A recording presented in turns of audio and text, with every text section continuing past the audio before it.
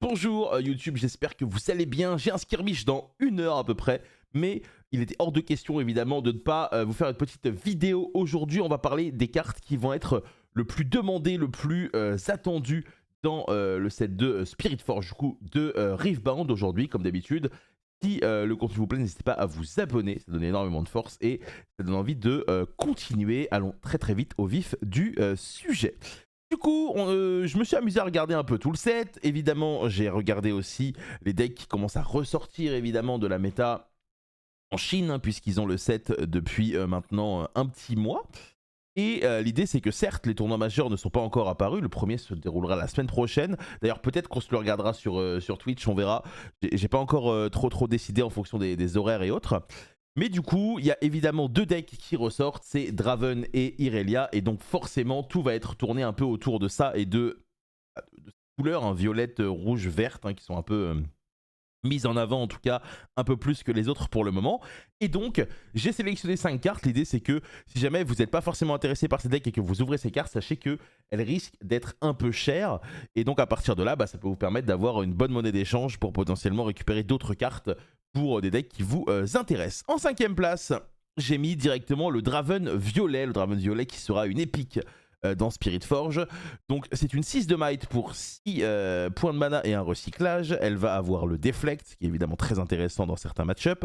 La première fois qu'elle va gagner un combat à chaque tour, elle va pouvoir marquer un point, donc d'une manière un peu différente, d'une manière non conventionnelle. Et par contre, lorsqu'elle meurt en combat, l'adversaire score un point. Alors ça dit Choose an Opponent parce qu'évidemment, il y a aussi le mode 2v2 qui existe sur Riftbound, bien qu'il n'est pas très populaire pour le moment. Donc l'idée c'est que ça peut vous permettre de choisir qui marque, mais ça c'est anecdotique. Alors, la carte est intéressante parce que déjà pour mettre le 8ème point, elle va pas avoir les mêmes règles que les autres. Quoi qu'il arrive, si elle met ce point, elle le fait gagner la partie. Corrigez-moi si je me trompe, mais je suis quasiment sûr, hein, j'ai revérifié en relisant vite fait les règles.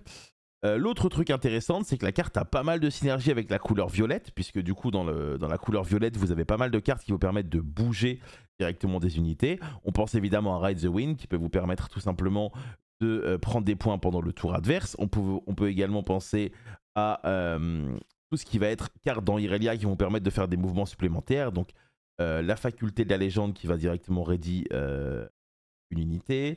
The Sirène, si jamais vous la jouez. Ça peut être assez intéressant. The Draven a également d'autres synergies qui sont très très sympas, notamment dans Irelia, grâce notamment à la carte Charme. Alors, je suis pas convaincu que Charme est mandatory dans Irelia, peut-être en side, peut-être main deck, je sais pas. Mais l'idée, c'est que un Draven qui va activer un Charme va tout simplement forcer une unité adverse à arriver. Et à partir du moment où vous allez gagner le combat, du coup, ça va vous permettre de mettre un point. Donc, ça peut également être assez intéressant comme combinaison. Les manières non académiques de mettre des points pour l'instant dans Riftbound n'ont pas forcément été trop utilisées. Je pense notamment au Yasuo du 7-1.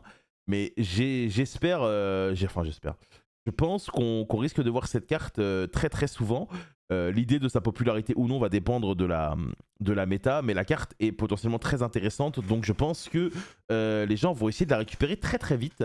Elle a également une version showcase évidemment, mais on parlera un peu de tout ça plus tard, peut-être dans d'autres vidéos. Là, on va se concentrer vraiment sur les effets des cartes. Donc 5ème place pour Draven, 4ème place pour une carte dont on vous parle tout le temps, Irelia version unité, donc 4 de might, 5 runes pour la jouer. Elle va avoir le deflect et lorsque vous allez tout simplement la ready, elle va gagner plus 1 de might ce tour. Donc déjà par exemple, admettons qu'elle est engagée au début du tour, elle va se ready, elle va passer à 5 de might. Et l'idée, c'est que elle va faire énormément de mouvements pendant le tour. Donc l'idée, c'est que vous allez très souvent la cibler ou la passer ready. Et donc à partir de là, elle va gagner pas mal de might et elle va être vite un peu intankable pour l'adversaire. La particularité d'Irelia, c'est que vous allez être obligé de jouer beaucoup de cartes pour à la fois la déplacer, protéger, augmenter sa might. Et donc à partir de là, ça veut dire que vous n'allez pas forcément avoir énormément d'unités dans votre deck. Les 2 unités principales, ça va être celle-ci du coup et le Stellacorn. Stellacorn qui est une rare, donc normalement ça devrait être assez accessible. Mais l'idée c'est que Irelia est une épique et donc à partir de là, si vous voulez la jouer, il va absolument falloir la récupérer. La bonne nouvelle c'est que la majorité des joueurs actuellement en jouent soit une, soit deux. C'est assez rare d'en voir 3. Donc c'est une bonne nouvelle parce que du coup ça fait que ça sera un peu plus accessible et un peu moins cher j'imagine. Mais par contre le problème c'est que du coup si vous en jouez moins, si votre adversaire la gère, ça veut dire que vous avez moins d'options potentiellement pour comme bague, parce que une des facultés de vert, en tout cas dans le set 1, c'est que quand vous êtes devant, c'est très très fort, avec des cartes comme Hangar, Discipline, DeFi, et une autre carte que je vais vous présenter un peu plus loin dans le top, qui est également très très forte, c'est le peu de le dire. Mais quand vous êtes derrière, c'est un peu plus dur. Est-ce que Irelia va permettre à la couleur verte justement d'être un peu meilleure à sa faculté de mouvement quand on est derrière? C'est quelque chose que moi je pense, mais on verra évidemment au fur et à mesure des tournois. Ensuite, top 3, ça va être une carte violette, ça va être l'unité Ezreal ou Ezreal, je sais pas trop comment on dit, je sais pas. Alors, je suis un fan de LoL, mais je suis pas joueur, donc voilà, vous me direz dans les commentaires. Donc le Ezreal Prodigy, 3 runes, 1 recyclage violet, elle va avoir 3 de might. Lorsqu'on la joue, on va défausser 1, piocher 2.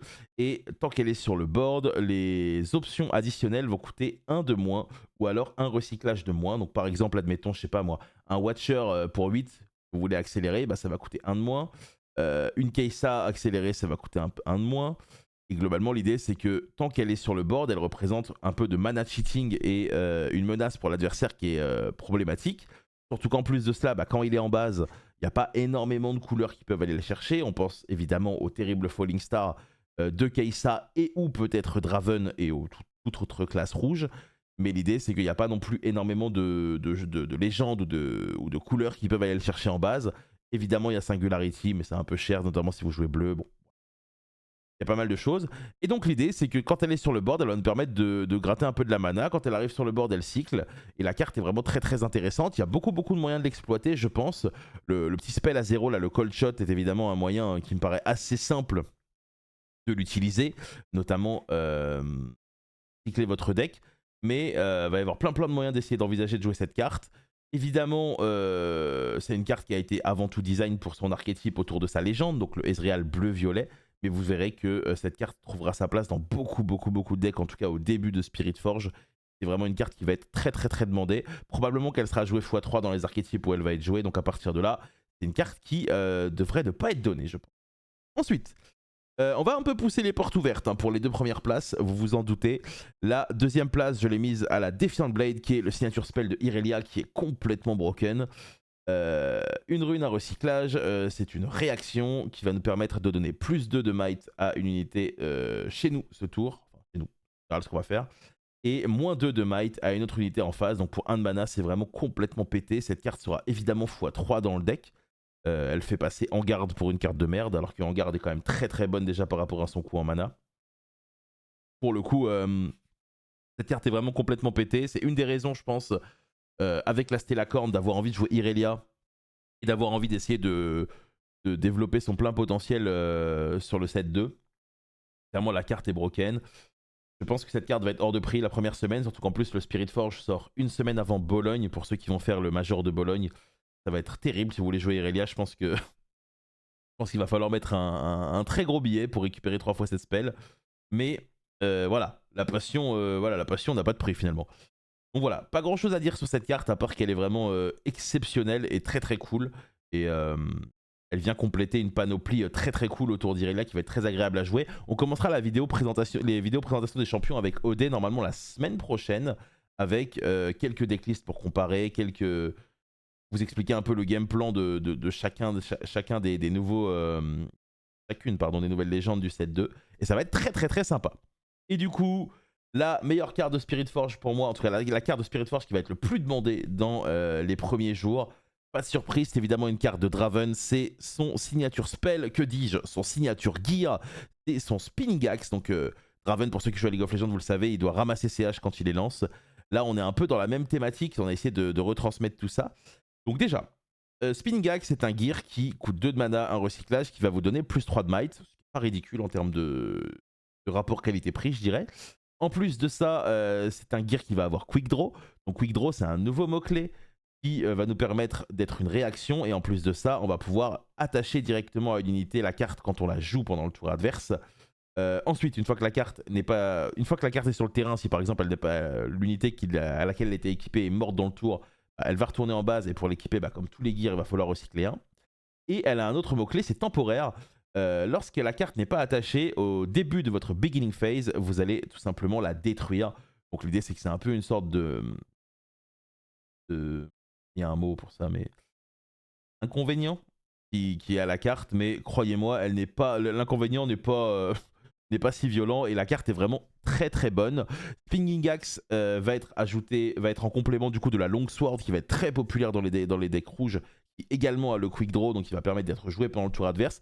L'idée c'est que ça va vous permettre de buffer vos unités sans passer par les spells. Il y a pas mal de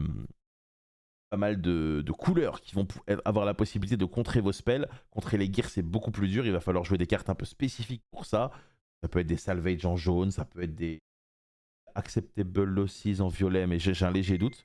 Et donc voilà, on va voir un peu ce que ça va donner et j'ai hâte de voir le prix de cette carte parce que cette carte va probablement être jouée x2 voire x3 et je pense que c'est la carte qui va s'arracher, en tout cas dans les avant-premières de Spirit Forge, une semaine avant Bologne parce que Draven est une des solutions les plus safe, je dirais, pour pouvoir envisager de jouer dans une méta qui va avoir seulement une semaine où les gens seront préparés mais n'auront pas non plus tant de temps de jeu que ça, en tout cas avec les cartes en main.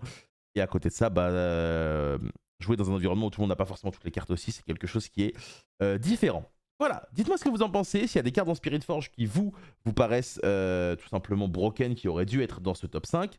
Évidemment, j'ai pas mis les rares, il y a plein de rares très sympas, le Mecha 6, le Stellacorn, il y a plein de rares très sympas. L'idée c'était tout simplement de parler un peu des cartes qui vont être très demandées au cas où par exemple vous les chopez, vous n'êtes pas intéressé, ne vous faites pas avoir avant qu'il y ait les codes, c'est des cartes qui vont forcément coûter un peu d'argent.